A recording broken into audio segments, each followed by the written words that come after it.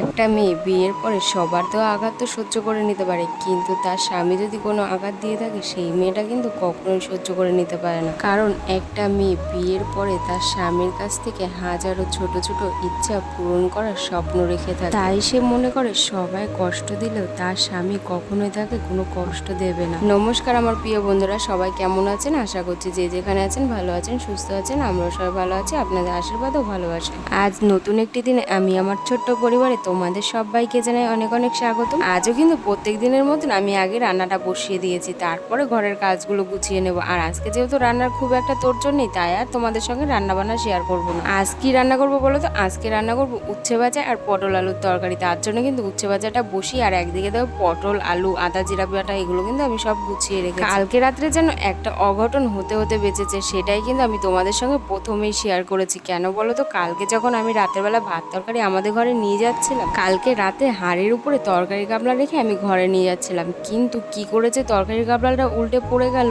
তাই কিন্তু সারা জায়গায় ওই এঁঠো কাটা ছড়িয়ে রয়েছে। আর আমাদের রাত্রেবেলা যেহেতু বাথরুমে কোনো লাইটের ব্যবস্থা নেই, তাই কিন্তু আর পরিষ্কার করতে পারিনি। আর আজ জানো তো অনেক সকালবেলা ঘুম থেকে উঠে গেছে, যেহেতু বাসন টাসন সবই পরিষ্কার করতে হবে, তার সঙ্গে তো তোমাদের দাদাভাই কাজে যাবে, তার জন্য তো টিফিনও তৈরি করতে হবে। তার জন্য ঘুম থেকে উঠেই আগে আমি রান্নাটা বসিয়ে নিয়েছি। রান্নাটা বসিয়ে নিয়ে আমি ঘরের কাজগুলো করলে না আমার কাজের চাপটা অনেকটা কম মনে হয়। কালকে যত বাসন এঁটো হয়েছিল সব কিন্তু আমি বাথরুমে রেখে এসেছি, তারপরে ওই জায়গাটা ভালো করে পরিষ্কার করে নিয়েছি। ওই জায়গাটা যেহেতু ভালো করে পরিষ্কার করে নিয়েছি, তাই ভাবলাম একেবারে রান্নাঘরের যে চালের ড্রাম ট্রাম রয়েছে সেইগুলোও সরিয়ে একবারে পরিষ্কার করে নিই। আর আমাদের রান্নাঘরে তুমি যতই ঝাড় দাও না, যেহেতু রান্নাঘরে স্নান করা নেই, তাই কিন্তু রাবিশ প্রচুর পরিমাণে বেরায়। আর প্রত্যেকদিন জানো তো ঝাড় দিলেও মনে হয় কি আমি ঝাড় দিই। যাই হোক, একদিন তোমাদের আশীর্বাদ থাকলে আমি আমার সংসারের সবকিছুই পূরণ করে নিতে পারবো। দেখো, তোমাদের আশীর্বাদ আর ভালোবাসায় কিন্তু আমার অনেকে পূরণ হয়ে গেছে। তোমাদের আশীর্বাদ আর ভালোবাসা ছাড়া যেসব মানুষের অবদান রয়েছে,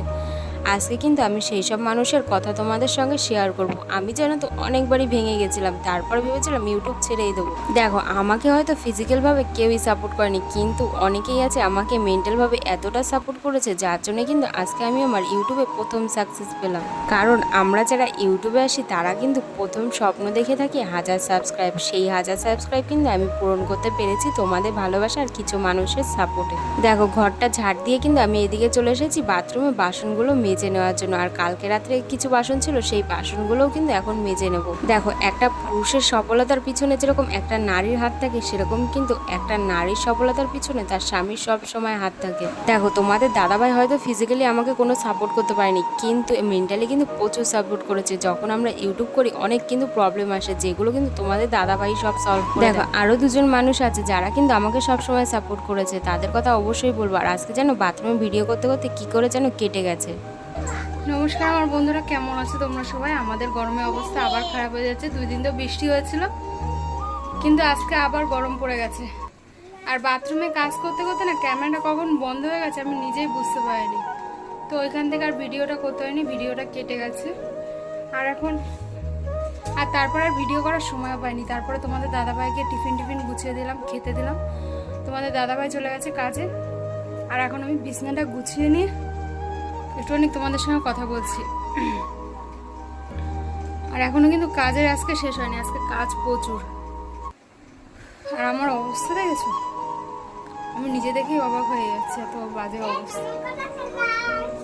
কি যে ঘাম হচ্ছে কি বলবো। আজকে 2 দিন বৃষ্টি হয়ে গরম পড়ে একবারে নাজেহাল করে দিচ্ছে। আর এইদিকে দেখো, বিছনাটা তো গুছিয়ে নিয়েছি, কিন্তু এখনো এই যে এক গাবলা রয়েছে জামা কাপড়, এগুলোকে ভাঁজ করব। আর ওইদিকে বিছনার চাদরটা পাল্টে নিয়েছি। আর আমাদের ঘরের সব কিছু বন্ধ করে দিয়েছি আজকে, যেহেতু গরম পড়েছে। আর বাইরে দুটো চিল্লামিল্লি করছে, তারাও দেখাচ্ছে ওদের দুটোকে, ওরা দুটো কি করছে।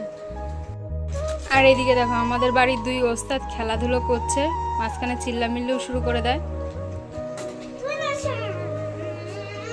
দেখো, যাই হোক, আমি এখন জামা কাপড়গুলো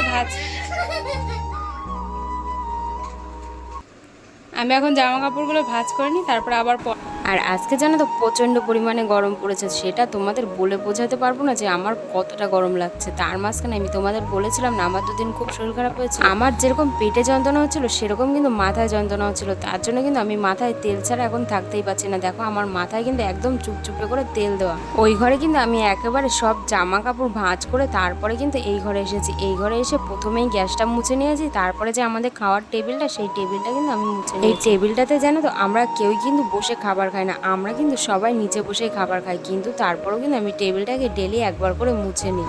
গ্যাসটা আর টেবিলটা মুছে নিই। একবারে দেখো আমার রান্নাঘরের সঙ্গে যে বারান্দাটা থাকে সেই বারান্দাটাও কিন্তু আমি মুছে নিচ্ছি। ইউটিউবে কাজ করা আমরা যতটা সহজ মনে করে থাকি ততটা কিন্তু সহজ না। কেন বলো তো, তোমার আগে হয়তো অনেকেই বেরিয়ে যাবে, কিন্তু তোমার ধৈর্য ধরে থাকতে হবে। আমি কিন্তু আমার ধৈর্য অনেকবারই হারিয়ে ফেলেছিলাম আর ভেবেছিলাম আমি ইউটিউবে কাজ আর করবোই না, কিন্তু তখন আমার মা আর ভাই আমাকে প্রচুর পরিমাণে মেন্টাল সাপোর্ট করেছে। আমার মা আর ভাই সবসময় কিন্তু একটা কথা বলে, তুই কষ্ট করে যখন এত দূর আগিয়ে এসেছিস আর একটু কষ্ট কর, অবশ্যই তোর স্বপ্ন পূরণ হবে। আমার প্রথম স্বপ্ন কিন্তু তোমাদের ভালোবাসা, আমার চেষ্টা আর কিছু মানুষের সাপোর্টে কিন্তু আমি পূরণ করতে পেরেছি। তোমরা যদি আর একটু সাপোর্ট, আমি হয়তো আমার এই অভাবটাকে কাটিয়ে উঠতে পারবো আর আমি আমার ফ্যামিলি তোমাদের দাদাভাই সবার পাশে গিয়ে দাঁড়াতে পারবো।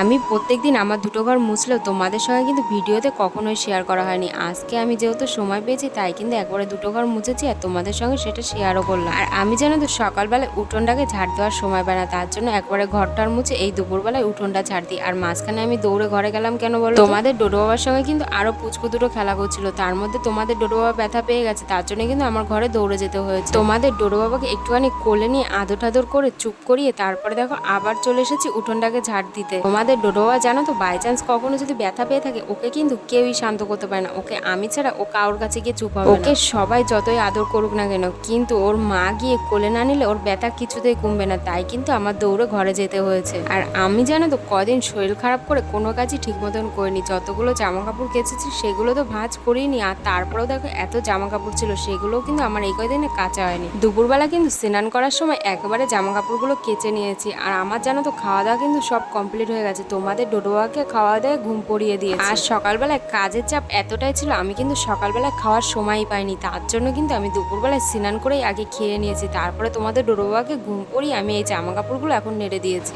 আর আমাদের বাড়িতে জানো তো এরা দুজন প্রত্যেক দিন এসে আমাদের জানলার কাছে ঠুকরাতেই থাকে, কেন কে জানে এদের কি অসুবিধা হয়। আর জানো তো এনারা দুজন প্রত্যেক দিনই আসবে, এসে আমাদের জানলাটাকে ঠুকরাতেই থাকবে। এমন মাঝে মধ্যে হয় এত বেশি ঠুকরায় আমাদের ঘুমটাই কিন্তু ভেঙে যায়। আর তোমাদের ডোডো বাবাকে নিয়ে তো আমি এই গরমের জন্য ঘরে গিয়ে শুতে পারি না, তাই কিন্তু আমরা এই বড় ঘরের বারান্দায় শুই। আর এরা দুজন এসে যখনই তোমাদের ডোডো বাবা ঘুমাবে তখনই কিন্তু ঠুকরানোটা শুরু করে।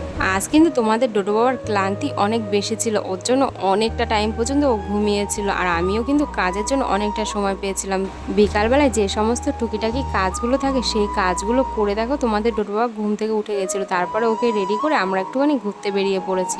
দেখো তোমাদের দাদাভাইয়ের সঙ্গে রবিবার করে কিন্তু আমরা বড় পার্কটাই যাই, কিন্তু আমাদের পাশের গলিতেই একদমই বাচ্চাদের জন্য একটা ছোট্ট মতন পার্ক আছে, সেই পার্কটাই কিন্তু আমি প্রত্যেকদিন তোমাদের ডোডো বাবাকে নিয়ে আসি। পার্কটায় কিন্তু বেশিরভাগ জিনিসই ভেঙে গেছে, মাঝখানে এই স্লিপটা আর এই দোলনাটাই কিন্তু ভালো রয়েছে, আর পিছনে একটা সিমেন্টের স্লিপ আছে, যদিও বা ওখানে কেউই যেতে পারে না, এত পরিমাণে জঙ্গল হয়ে রয়েছে। সাপ কোপের তো খুবই ভয়, তার জন্য কিন্তু বাচ্চাদের আর ওই পিছনটায় যেতে দেওয়া হয় না। দেখো আজ আমি হাজার কষ্ট হলেও আমি কিন্তু আমার অনকে পূরণ করতে পেরেছি, তো একটুখানি তো সেলিব্রেট করাই চাই, তার জন্য কিন্তু তোমাদের ডোডো বাবার পছন্দের চাউমিন আনা হয়েছে। আর চাউমিন কিন্তু তোমাদের ডোডো বাবা অনেকটা খেতে ভালোবাসে।